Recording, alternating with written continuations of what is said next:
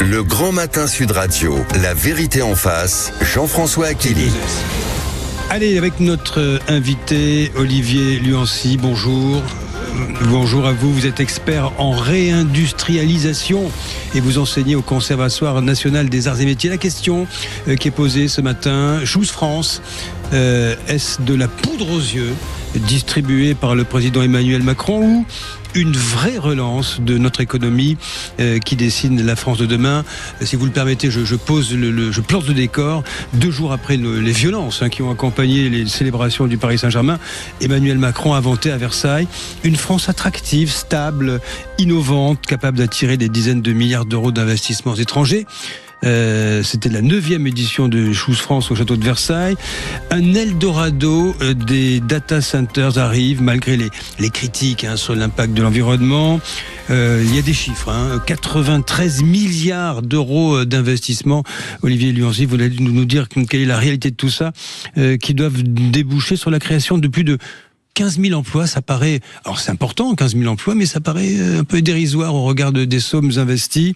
Derrière les chiffres et les photos des grands patrons sous les orses de Versailles, une question qui demeure: la France est-elle réellement le pays dont rêvent les investisseurs, ou bien vend-elle une image plus flatteuse que la réalité de terrain? Olivier Luancy, donc ces 93 milliards, c'était le 9e Choose France, c'est une réalité?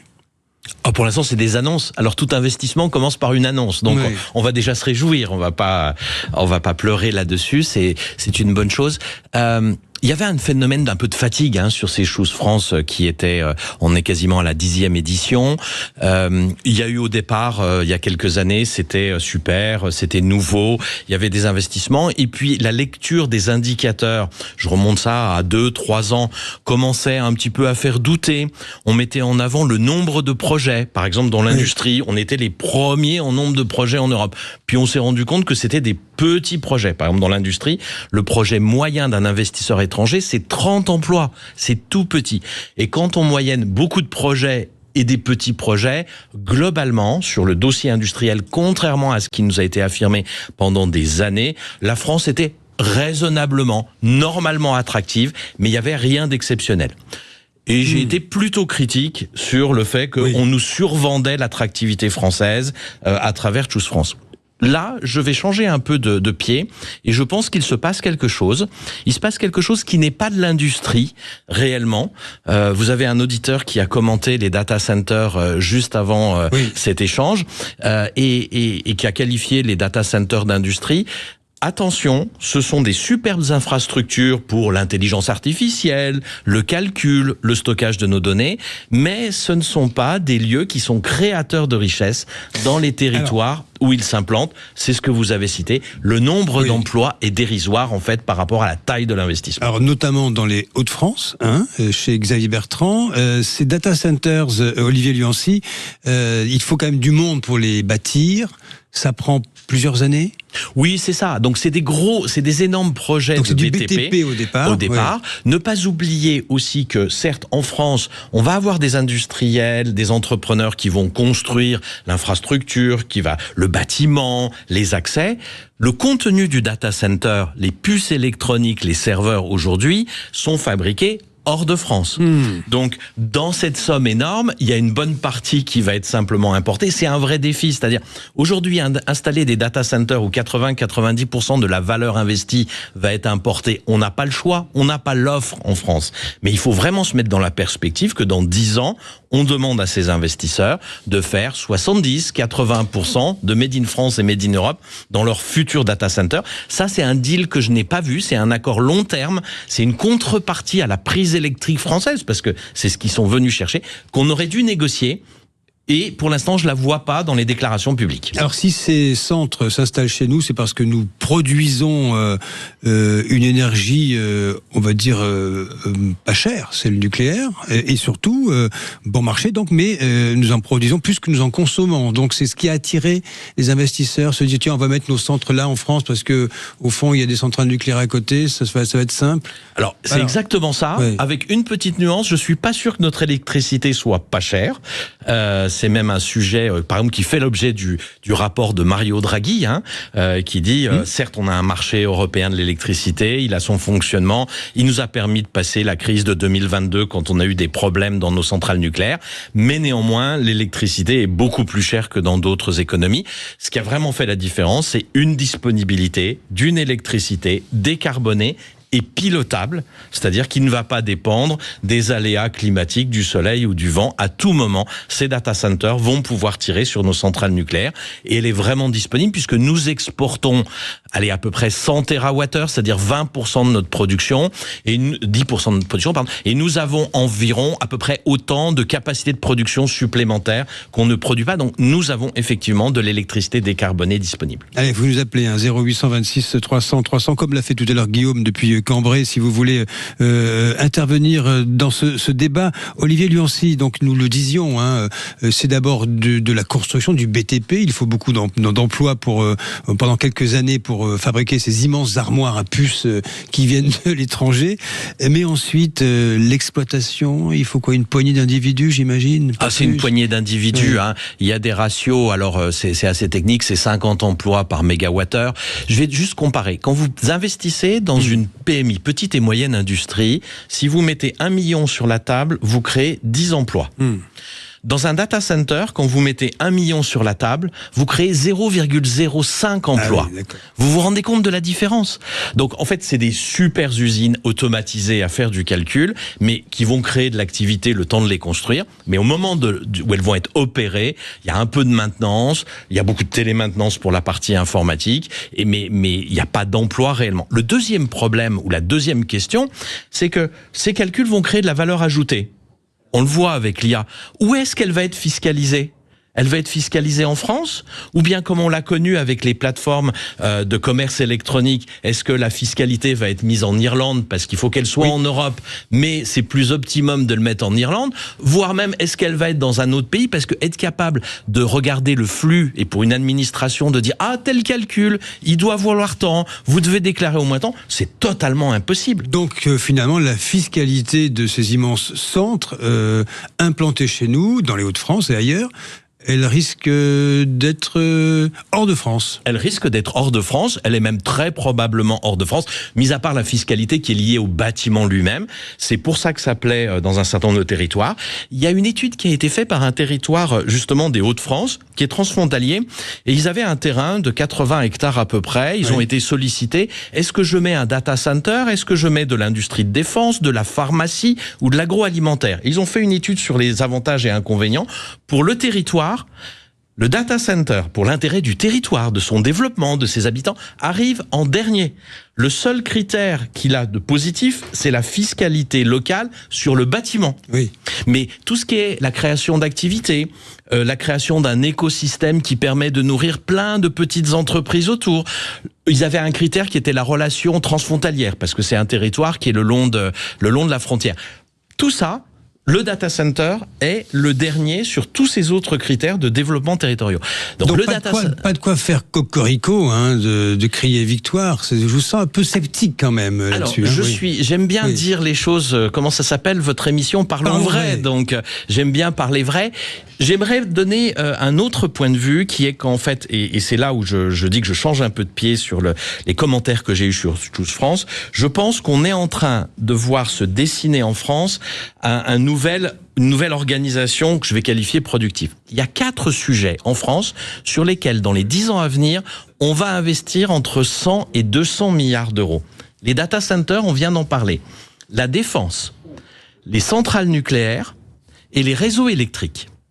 Si vous mettez ça bout à bout, vous avez peut-être un positionnement qui nous a tellement manqué depuis 10 ans. Quelle est la position, le rôle de la France en Europe? Donc là, la masse, vous avez dit combien? 200 milliards, c'est ça? Entre 100 et 200 milliards pour chacun d'entre eux. Pour chacun d'entre eux. Pour chacun d'entre eux, voilà. Alors, les data centers, ils sont un peu spécifiques parce que c'est des investisseurs étrangers. Tous les autres, la défense, les réseaux électriques, les centrales nucléaires, ce sont des investissements qui sont pilotés par la puissance publique, par l'État. Et si on met ça bout à bout, on commence commence à voir se dessiner de ce quel pourrait être le rôle de la France en Europe, dans ce monde de retour des empires, il se peut que demain, nous soyons le fournisseur de référence en Europe d'électricité décarbonée et pilotable grâce à notre parc électronucléaire, que nous soyons un stockeur de référence de nos données, et on sait combien la donnée est importante dans le monde d'aujourd'hui, et que le tout soit quelque part défendu par une armée, un système de défense qui va profiter également de la dissuasion nucléaire en disant pas touche à cet actif qui peut servir en France. C'est un projet qui est en train de se dessiner, un peu pointiste. C'est absolument pas le projet de 2017, on va prendre cette date-là, hein. Oui. C'est pas la Startup Nation, mais c'est quelque chose, je dirais, que les circonstances sont en train de forcer, et si on pousse un peu le trait, là, moi, j'y vois une forme d'élan, une forme de projet collectif, à une condition, c'est celle qu'on a énoncée, c'est que ces investissements irriguent le tissu industriel français. Et c'est toute la question qui est posée. Hein, exactement. Si ces data centers se fournissent uniquement de puces et d'équipements qui viennent d'Asie, on aura raté l'opportunité. Allez, Olivier Luancy, restez avec nous. Nous marquons la pause. La suite de La Vérité en Face, 0826 300 300. N'hésitez pas à nous appeler. Nous essayons de comprendre et nous voyons bien ce qui se déroule sous nos yeux avec vous sur ces annonces spectaculaires de Choose France.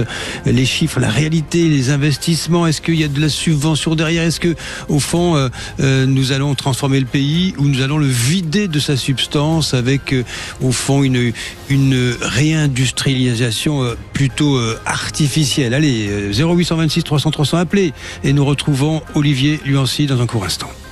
Le Grand Matin Sud Radio, La Vérité en Face, Jean-François Achilly. Allez, nous évoquons la réalité de Choose France et son annonce à 93 milliards d'euros d'investissement avec Olivier Luancy, expert en réindustrialisation, et c'est pas facile à dire, hein, et enseignant au Conservatoire national des arts et métiers. Et nous sommes avec vous. Pierre, bonjour, vous appelez de Toulouse, bienvenue. Bonjour. Alors, que dites-vous pour réagir avec notre invité? Voilà, je suis très étonné de ce que dit ce monsieur. Il oublie un élément essentiel.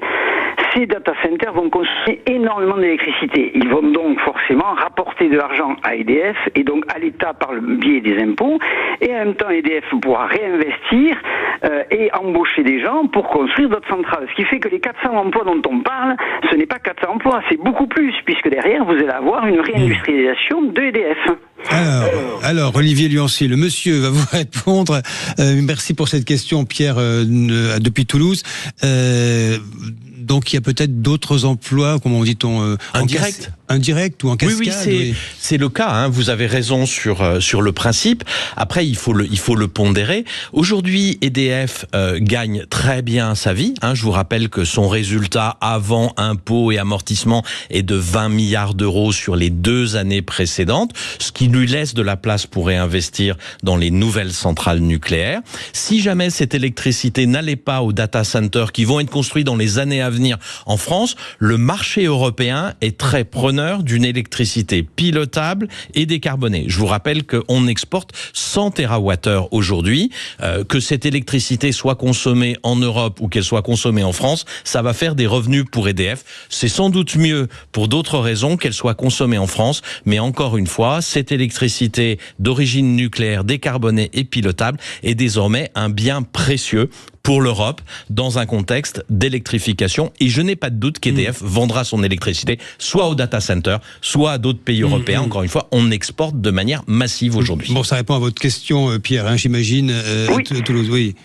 Je crois que elle n'a pas le choix. Elle est obligée de le vendre. Si les data sont en France, c'est EDF qui vendra son électricité. Je vois pas en quoi l'Allemagne vendrait l'électricité à ces sociétés qui sont implantées en France, sauf par des moyens que je ne connais pas ou des choses un peu extraordinaires qui me paraissent complètement dépassées.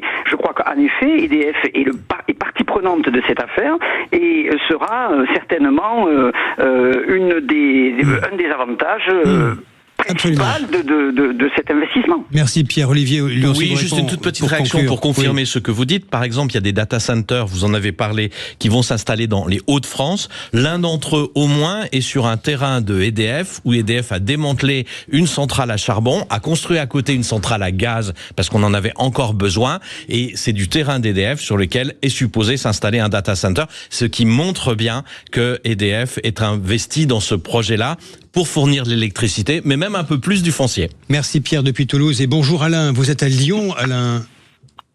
Oui, bonjour. Bienvenue à vous ce matin. J'ai l'impression que vous allez émettre une petite inquiétude. Oui. Et vous annoncez, excusez-moi, j'ai mis le haut-parleur, excusez-moi, je me suis trompé. La personne annonce que les prix de l'électricité sont très intéressants, c'est pour ça que les data centers viennent en France. Alors, il oublie qu'il y a simplement encore quelques années, on vient d'avoir le prix de l'électricité qui a doublé, triplé, quadruplé à la demande de l'Allemagne qui voulait un équilibre des prix, qui supportait pas que l'électricité française soit moins chère. Donc, il y a pas, ce problème-là n'existe pas. Ou alors, on est en train de nous dire qu'il y aura un prix d'électricité pour les data centers et un prix de l'électricité pour le citoyen lambda. C'est quand même un petit peu embêtant. Deuxièmement, les data centers, en termes écologiques, c'est une véritable catastrophe. Ça a déjà été dit, redit, tout le monde le sait. Oui. On vient de sortir d'une canicule. On nous dit, une meilleure idée, on va mettre des data centers partout qui vont être des puits à chaleur invraisemblables, qui vont consommer l'eau qui nous reste. Les agriculteurs n'ont plus d'eau pour arroser leurs plantes. C'est pas grave, on va mettre l'eau dans les data centers. Non mais on va où? On marche sur la tête là. Être chef d'entreprise, être un politique, c'est prévoir, c'est pas essayer de dépasser la limite sans fin, on joue pas au poker. On fait en fonction de ce que l'on a. Question double et très intéressante. Merci Alain à Lyon. Et je rappelle, Olivier Luancy est un expert, il n'est pas acteur dans cette histoire.